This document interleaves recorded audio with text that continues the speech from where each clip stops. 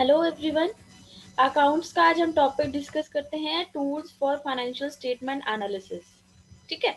So financial statement analysis का एक background ले लेते हैं, एक ओवरव्यू ले लेते हैं कि एग्जैक्टली फाइनेंशियल स्टेटमेंट एनालिसिस हमारा क्या होता है।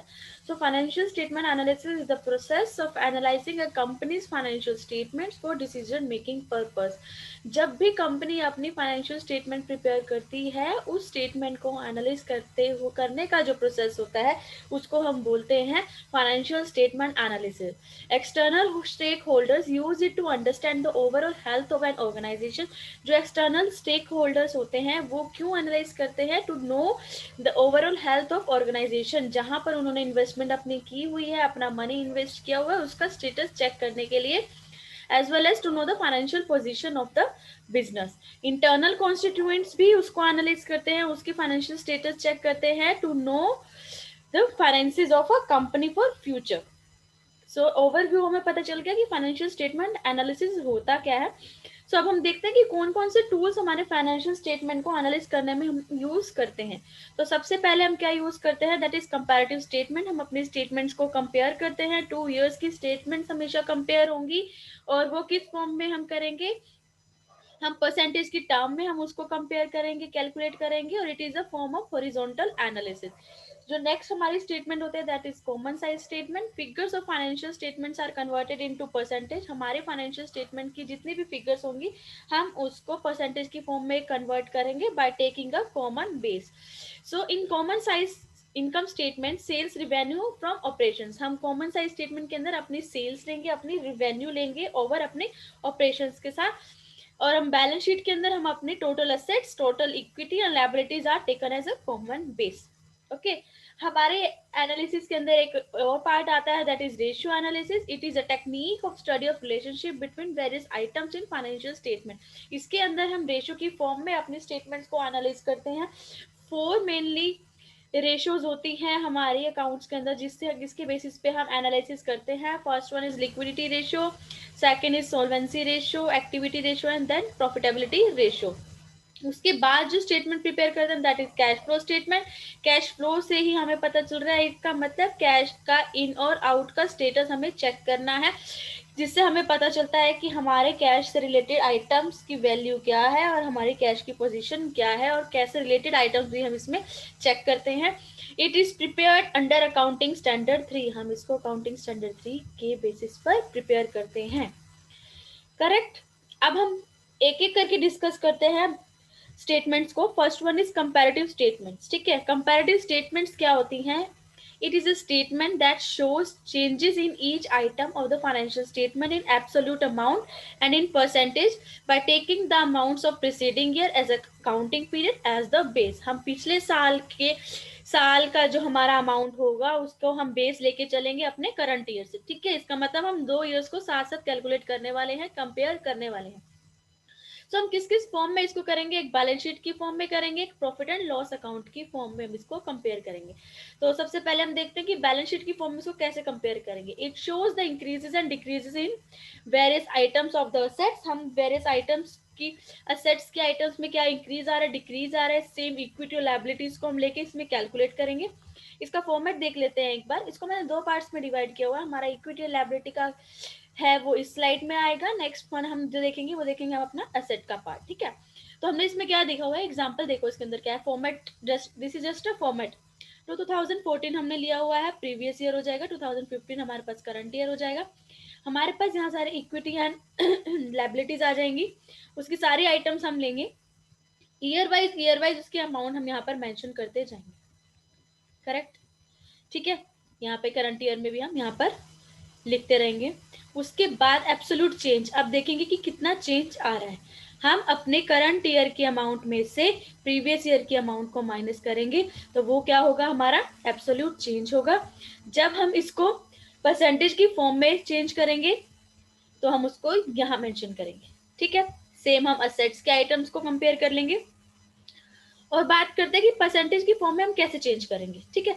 उसका फॉर्मूला क्या रहेगा? एब्सोल्यूट चेंज जो हमारा करंट ईयर में से माइनस करके प्रीवियस ईयर का जो अमाउंट होगा अपॉन में हम क्या लेंगे? प्रीवियस ईयर का अमाउंट। राइट। मल्टीप्लाई किससे करेंगे हम? 100 से, बिकॉज हम इसको परसेंटेज में चेंज कर रहे हैं। ठीक है, अब एग्जाम्पल लेते हैं फिगर्स के साथ, एक बार हम देख लेते हैं इसको। पर्टिकुलर्स है 2016 प्रीवियस ईयर होगा, 2017 हमारा करंट ईयर हो गया, ये हमारा एब्सोल्यूट चेंज का कॉलम हो गया, और यहाँ पर परसेंटेज आ जाएगा।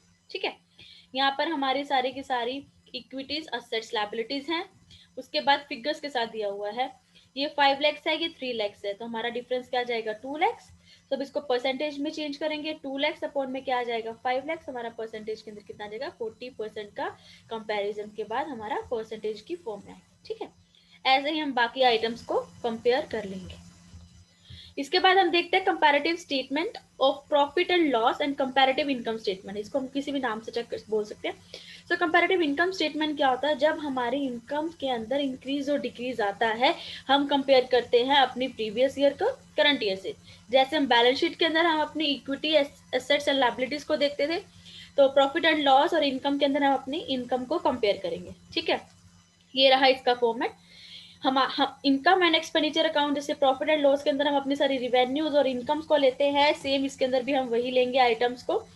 इसको भी कंपेयर 2 ईयर्स के बेसिस पे किया जाएगा, previous year and current year पे। एब्सोल्यूट चेंज हम निकालेंगे, फॉर्मूला सेम रहेगा, current year minus previous year का हो जाएगा। उसके बाद परसेंटेज चेंज का भी हमारा सेम रहेगा, बट इसके अंदर हम क्या लेंगे? बेस हमारा क्या रहेगा? रिवेन्यू का बेस रहेगा। ठीक है, एग्जाम्पल के साथ देख लेते हैं। ये हमारी सारी आइटम्स हैं। ठीक है, उसके बाद 2016 के अंदर रिवेन्यू फ्रॉम ऑपरेशन 10 लैक्स का है और 2017 में 30 लैक्स का है, तो डिफरेंस क्या हो गया? ऑब्वियस है, हमारे पास 20 लैक्स का डिफरेंस आ जाएगा। अब हम इसको परसेंटेज में कैसे चेंज करेंगे? परसेंटेज में कैसे चेंज किया जाएगा? हम अपना ओवर में लेंगे प्रीवियस ईयर का ही, सो 20 लैक्स डिवाइड बाय 10 लैक्स हो जाएगा हमारे पास। सिम 20 लैक्स माइनस 10 लैक्स इधर आ जाएगा, इधर आ जाएगा 1 लाख डिवाइड बाय 2 लैक्स। हम ऐसे ही अपने परसेंटेज में इसको कैलकुलेट कर लेंगे। ठीक है, इसके बाद हमारा टॉपिक आता है that is common size statement. Common size statement में भी हम बैलेंस शीट और प्रॉफिट एंड लॉस के अकॉर्डिंग हम प्रिपेयर करने वाले हैं। तो कॉमन साइज स्टेटमेंट क्या होते हैं? Common size financial statement are the statements in which amount of various items of financial statements are converted into percentage to a common with. इसके अंदर भी हम परसेंटेज में कन्वर्ट करते हैं अपने आइटम्स को। इसमें भी टू टाइप्स की प्रिपेयर होती है statement, that is balance sheet and profit and loss. सबसे पहले बैलेंस शीट को देखते हैं। सेम बैलेंस शीट के अंदर आइटम्स, एसेट्स, इक्विटी या लायबिलिटीज की हम परसेंटेज की फॉर्म में इसको चेंज करेंगे। ठीक है, ये रहा इसका फॉर्मेट हमारा सेम है। हम इसके अंदर हमारा बेस चेंज हो जाएगा। तो हमारा क्या है? परसेंटेज हम बैलेंस शीट का देख रहे हैं, तो हमारा इसमें बेस क्या रहेगा? इसमें हमारा बेस रहेगा डिवाइड बाय, हम परसेंटेज में जब भी हम चेंज करेंगे, हम इसको अपना बेस लेकर के चेंज करेंगे। 2016 का देखेंगे, अगर हम 2017 का अगर हम देखते हैं, तो हम अपना 2017 का टोटल लेकर के चलेंगे। क्लियर? अगर प्रॉफिट एंड लॉस स्टेटमेंट की हम बात करते हैं, प्रॉफिट एंड लॉस कौन सी, इसमें हम कंपैरिजन करेंगे अपना रिवेन्यू फ्रॉम ऑपरेशंस को लेकर के। फॉर्मेट हमारे पास एग्जैक्ट है, फॉर्मेट ये रहा हमारे पास। Common size statement of profit and loss account, हमारी वेरियस आइटम्स हमारे पास यहाँ पर शो हो जाएंगी।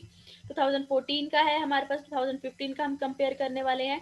इसके अंदर जब भी हम अपना बेस लेंगे, हम बेस लेंगे अपने रिवेन्यू ऑपरेशन की आइटम का। ठीक है, ये देखो एग्जाम्पल के साथ है फिगर्स। 2016 की हमारे पास आइटम्स है यहाँ पर विद फिगर्स है। ये रही 2017 की फिगर्स है। इसको जब भी हम चेंज करेंगे, 2016 का बेस हमारा रहेगा 10 लैक्स और 2017 का हमारा बेस रहेगा 30 लैक्स, जो क्या है हमारा रिवेन्यू फ्रॉम ऑपरेशन। सो इसका मतलब क्या है? हमने बेस किसको लेकर के चलना है? प्रॉफिट एंड लॉस में रिवेन्यू फ्रॉम ऑपरेशन की टोटल अमाउंट को। ठीक है, थैंक यू। आगे ही नेक्स्ट वीडियो के अंदर नेक्स्ट टॉपिक को डिस्कस करेंगे। So thank you very very much.